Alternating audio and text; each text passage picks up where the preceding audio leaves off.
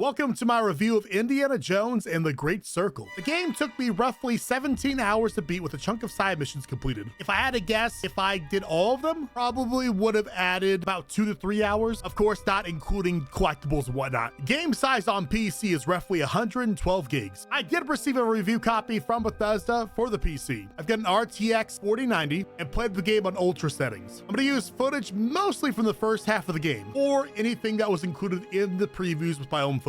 Optimization for me was fine, given that I have a high-end PC, outside of some outliers, of course. But really, the biggest problem I felt was cutscenes. I noticed some issues at the preview event I went to, invited by Bethesda, and I assumed they were going to be fixed in the final product. However, there's definitely still a lot of stuttering throughout the cutscenes. According to the in-game menu, my frame rates was fine mostly. Oddly enough, the default setting was 1,000, and the game didn't like that remotely, so I turned that back down to 60, and I very rarely had issues with the in-game frame rate. The story of the Great Circle is pretty straightforward. Indiana Jones gets something stolen by a bad guy, travels around the world trying to get back. There's Nazis, and they're not very nice. He gets the MacGuffin back, immediately loses it to the bad guys, repeats, etc., etc. That isn't to say the story's bad. The story's the best part of the game. I was highly engaged with what was happening the entire time and really wanted to know what was going to happen. And really, the final portions of the game really pay off. The characters you meet along the way are all very charming, unique, and aren't there just for the sake of being there. The game's really funny in classic Indiana Jones fashion. It doesn't depend on a lot of one-liners, and there's really not a lot of cringe. The overall pacing of the game is pretty solid, though in between major plot points can kind of slow down the pacing. The locations in the game are varied enough to where it stays fresh, but not too much to where it feels like rapid fire given the game's length. The voice acting in the game is fantastic. Mich interessiert vielmehr, was Sie in meiner Abwesenheit mit meiner Ausgrabungsstelle angerichtet haben. Ich bin auf persönlichen Wunsch des Führers hier. Sie sind mir unterstellt. Finden Sie gefälligst die restlichen Relikte, damit ich sie dem Führer bringen kann, oder ich lasse Sie erschießen. Fällt Ihnen das besser? Möchten Sie das, hä? Where did he go? Who?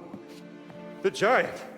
I didn't see any giant. I caught someone breaking into the museum. He was tall. I feel the need to include the IMDb page of the villain that gets the most screen time because he looks like a Giga Chad and it made me very happy, and I have to show all of you now. I don't know if it's the case or not, but if it is Tony Todd's last performance, he does a really goddamn good job.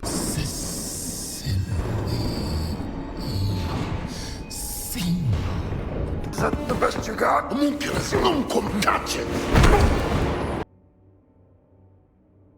I'm gonna go ahead and bring up the combat now because I feel like a lot of people are probably interested to see what I have to say about it. Unfortunately, I think it's the weakest part of the game, which I know will turn off a certain amount of players, as I know plenty that value gameplay over story. The melee combat, both hand-to-hand and with weapons, is not the worst, yet it doesn't feel really tight and strategic as it could be. I found myself constantly dodging instead of parrying because the timing just never felt right when trying to time punches as closely as possible. This was a big complaint I had from that preview event I went to that I was hoping they would address. You can use both your right and left fists, though I never remotely felt the need to change up between the two, as I never got the sense that this would deplete enemy health faster in combination, so it was pretty much only right jabs the entire time. Melee weapons, on the other hand, feel okay. Melee weapons break after 4 to 5 hits on average, and for the most part, you cannot keep them in your inventory. I'll give the game a lot of credit though. There are a ton of weapons you find lying around. Sledgehammers, fly swatters, plungers, rebar, pickaxes, and a lot more. You can also use your gun as a melee weapon. It can break after a certain amount of hits, so you'll in turn have to use a repair kit to fix it, otherwise no shooty shoot for you.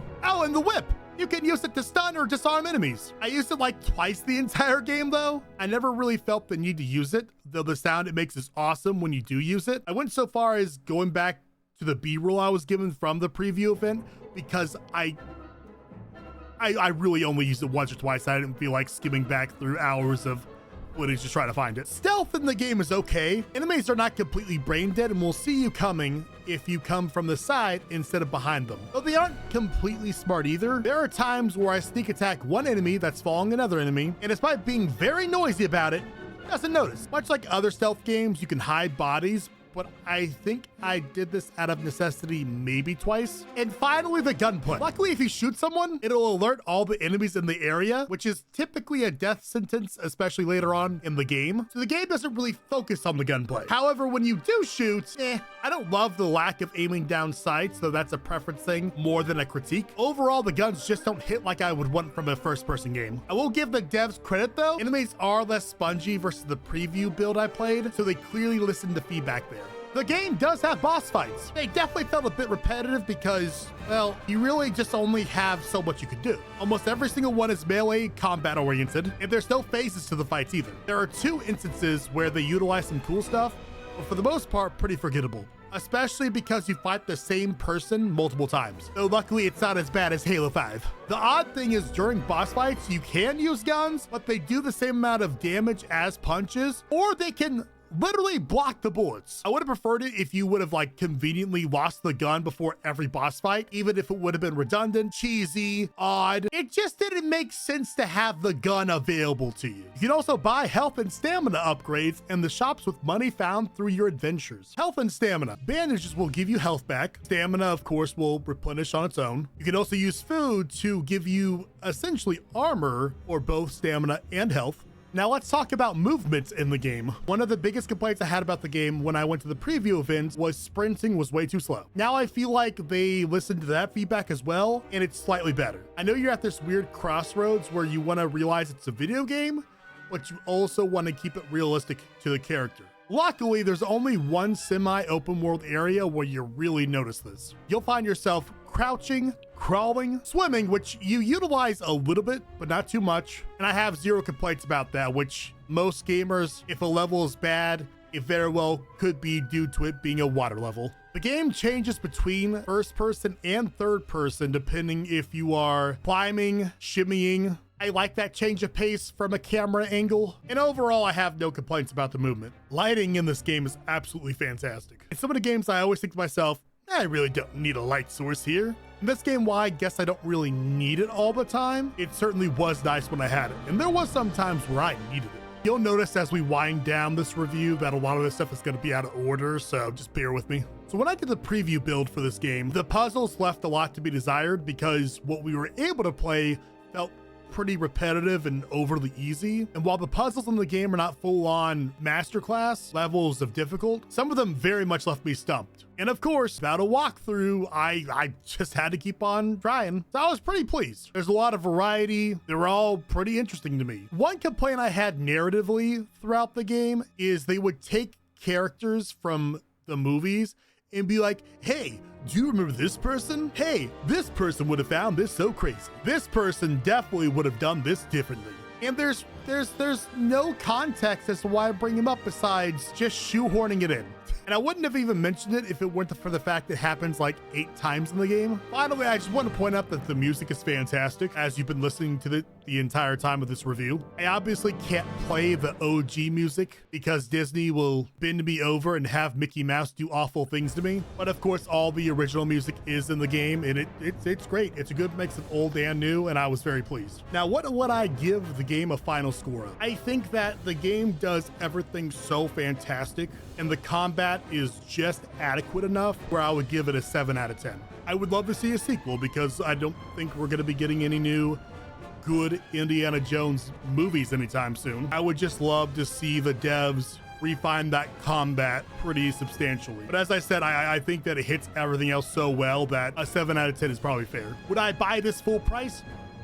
No. It is on Xbox Game Pass, so you're lucky there. I would probably spend $60 and feel pretty good about that. So thank you so much for watching. Make sure to please like and subscribe if you're new. You can probably hear my son crying in the background. I am crunched on time. I don't even know if that makes any sense. I got my review copy 3 days later than most of the other reviewers due to an oopsie poopsie. So there's a lot of points I didn't get to talk about, and there's a lot of edits I didn't have time to make. So I hope you enjoyed it.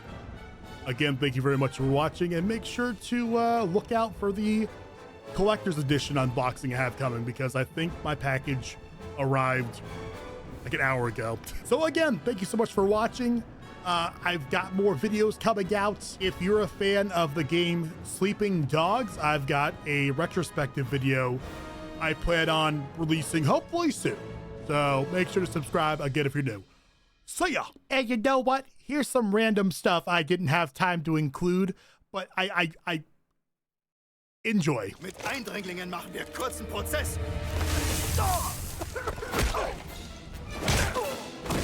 Fucking saying.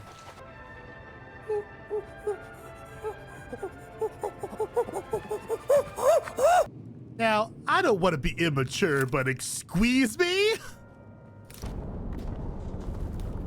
They've got to be doing this on purpose now, right? Arrivederci.